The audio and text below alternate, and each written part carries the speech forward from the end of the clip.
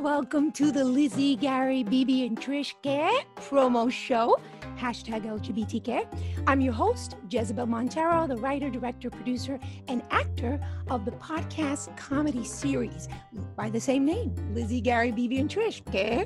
Every week this summer, we bring you one of the brilliant artists from the podcast series. So please subscribe to our YouTube channel, the Flock of the Films channel, right here, or wherever you get your podcasts. We will bring you more episodes this fall. This is a one-of-a-kind show. There's nothing else like this. I'm not trying to sell you.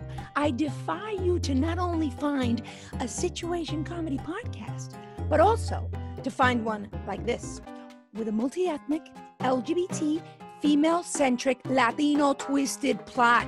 Boom. Doesn't exist, except for now. So, if you want more content like this, you're going to have to support it, because we can't do it without you. Now for the exciting part.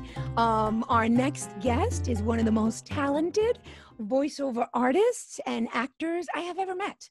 Seriously, he does impressions, he does amazing voiceover characters, he sings, and this is going to be a really fun show. So you need to stay for the entire 10 to 12 minutes. My wonderful friend, David Davino. Whoa! Oh my God! Oh my God! Welcome to the show. Oh, it's such a pleasure to be here. You are a rock star. Thank you so much for having me. God, look who's talking, Mr. Multifaceted, who does everything and anything. Oh, stop it, but tell me more. So, how did we meet? You tell the story. Okay, so we met on May 6th, 2011. You do not know the date. I swear to God. That's very romantic. Now I'm falling in love with you. I'm already in love with you. Tell me, right? You and Margot, I actually met you guys at the audition for Casanova as a Woman that you were doing for the New York Fringe Festival. The play version. The play version. I actually remember the day very, very well auditioning for you guys. And when I left the audition, I told my my girlfriend, Melanie, that I may have just got two friends for life in this one. So well, you did. Yeah, and that was 100%. That was what, like 10 years ago? 9 years now. Nine years and 3 months. It's been that long. Oh my God. Look, I can't believe it. 9 years and 3 months. How many minutes? How many minutes and seconds? For whatever reason, I have this weird ability at remembering dates. I don't know how it is, but it's the weirdest thing. So there are people who are talented and they have that. It's like a special savant, thing in the like brain. Thing. Yeah. I'm not like that. I would like to be that, but I'm not that. I think you're a little that, because only because you're so talented in so many ways. I'm blushing really right now. You really are. Besides you being a voiceover artist and a musical theater actor, you sing and you do a million things. But I remember you in the Steak-umm commercial. Oh man. How was God, that? that's How right. did you get? I was a steaking guy for a couple years. Being in the restaurant business for many years, as most actors are in that kind of business, it works very well for us. I worked at a steakhouse for years. People would recognize, I saw the Steak-umm course. You're the steak, and you work at a steakhouse. You work at a steakhouse, and you're the Steak-umm guy. Oh my God. So I had to deal with that for years. You have a film on Lifetime, A Predator's Obsession. It was terrific. It's a Lifetime movie. It's a bit of a cult classic. Okay, so the next thing I'm going to bring up, your sketch, voiceover sketch that you created during this horrible quarantine that we're in. And I think it's awesome. Thank you. And you need to do a little bit of the bit for us now. It's called Zoom of Doom.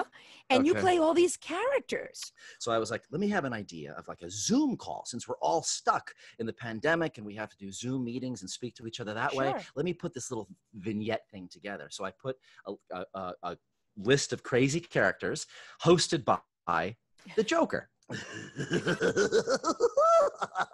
Welcome to the Zoom of Doom, an alliance of evil characters expressing social distancing.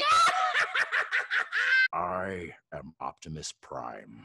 I'll do a line from Catch Me If You Can. Right? Okay. This is, I love that. You're right, with Christopher Walken, the scene from Christopher Walken. Ladies and gentlemen, I have a little story I want to share with you about two mice who fell in a bucket of cream, and one mouse churned that cream into butter and escaped. Ladies and gentlemen, right now, I am that second mouse. Now, if I do it like Al Pacino, wow, Okay. Two mice fell in a bucket of cream, right? They both churned the cream, and I ate them. And you can put it on toast. Toast. It's a little mousy, but you put it on toast. That was perfect. You know, guys, if you want to follow him, please, David Davino on Facebook, Instagram, Twitter, LinkedIn. He has Zoom of Doom on Facebook. You need to listen to it because it's actually a situation with the Joker, you know, taking calls from all different people. And these are some of the characters that show up. All right, so now we're going to segue into the reason we're here and your amazing talent. You're the only one who does two voices on the show, just so you know. You do a homeless guy and the homeless guy. It's a little bit of Christopher Lloyd in Taxi. It totally was. And then Jamie, which is your voice. Yeah. You know, we've worked together many, many times. And we were all twiddling our thumbs in April, which is when we did the casting. We recorded in May, but we did the casting in April. So what made you interested in the show? What made you connect with the characters? Like, tell me about the experience and how you feel about the show now. Well, first off, I'm gonna blow a little smoke right now. I'm gonna blow some smoke in your direction, okay? Now, you honest to God, you're amazing. Like you're a rock star. This was supposed to be like a series. So just the fact that you were able to take this and reconstruct it and make it a podcast that's friendly to everyone that's watching is really amazing. And it came out so well. And as far as the message is concerned, the thing that I liked about it so much was the fact that it's so inclusive, especially in the life that we live right now. The American story are the people that are highlighted in this show. It's your gay, lesbian, black, white, your variety of people. That is the story of being an American, and to put it, or being in America, and to put it to a comedy. So it was so much fun to do. It was a joy to hear so much talent and everyone's ability as a voiceover artist, and your writing ability is fantastic, and it really is great. And to answer the question, thank you, David. Thank you so much. And everybody's going to love to hear what you've just said, because it does take a group effort, though. It does take a group 100%. Yeah. That's what makes it really kind of come together, for sure. It was better than I hoped. It was awesome. And so how do you feel about the idea that Jamie, who's 25, is, you know, hitting on BB, who's in her 40s, and the idea, because I know it's all wrapped up in a funny bow, but I really am trying to say something about ageism, how we always see in films, you know, a lot of male stars, I won't name them, but like they're in their 50s and 60s, and then their romantic lead is like 30. Yeah, for sure. And it's the female is 30 and the male is like in his 50s and 60s. So I wanted to turn that on its head. Yeah. And Jamie ends up having an affair with her, and he's like, you know, head over heels for her, and she doesn't, you know, she's like, her head is in a million different places. We don't see enough of older women having affairs with younger men and not be the issue. So how do you feel about that? Sure. People are beautiful at different ages, and in real life, what you did was a window into real life. That's how life is. It's actually more common than people think. Much more common. David, there's still sexism. You know what I mean? That's the issue, that, you know, the executives that are older men want to see younger women. Yeah, they don't want to see the reverse, right? 100%, and so, 100%. But this is why I become a producer and an executive, because I decide on now what I want to see. And another thing that you're very cutting edge with, you always have to be thinking ahead of the curve, and you are the definition of that. So that's another. Thank you, sweetheart. I blew a little more smoke. You did. I feel it. It's like really getting hot under here. Really getting hot under here. Oh my God. Okay, so we need to go. Thank you so much. And you have to listen to David Davino. He plays the homeless guy. He plays Jamie, a recurring character on our show. Lizzie, Gary, BB, and Trish. Gary, the first episode, the first date. But you think he's the first date, but he's not really, but he ends up being the first date. So you'll see. So you are a singer, an amazing interpreter, a musical theater genius.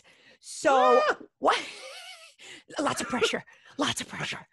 What are you going to do for us? And then just do it.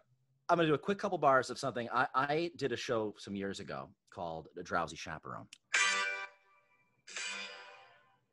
I'm sure that you have heard the name Aldolfo, a ladies' man who wins acclaim, Aldolfo. Well, lovely miss, I am that same Aldolfo. I introduce myself. I am Aldolfo. Not so fast. And just in case you didn't hear, Aldolfo, I try to make it very clear, Aldolfo. Well, lovely ladies always cheer, Aldolfo. When I repeat myself, I am Aldolfo. And then I'll stop there.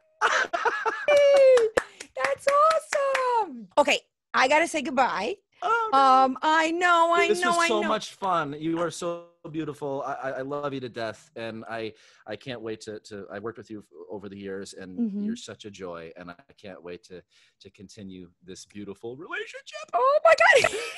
I love you, baby. You be good. And please, guys, audience, make sure you listen to not only the Zoom of Doom, Predator's Obsession, it's his Steakum commercial. He's all over the place. David Davino, he's in Lizzie, Gary, BB, and Trish. The first episode, he plays 2 characters. Please listen for him. Love you, David. Bye-bye. Bye-bye. So that was really, really fun. I mean, he's just a sweetheart. I love David Davino. He's amazing. Please make sure you catch up with him. So next week, we're bringing you the creator of the sound and the music of Lizzie, Gary, BB, and Trish Gay. His name is Joel Somayan, and he's an Emmy Award winner, a Grammy Award winner. I mean, you're going to want to stay tuned next week for this guy. He's amazing. He's so talented. He's worked with top names in the industry. I'm not going to name drop. He's going to name drop. So stay tuned for that next week. And until then, I'm Jezebel Montero, the writer, director, producer, and actor in Lizzie, Gary, BB, and Trish. Okay? Adios.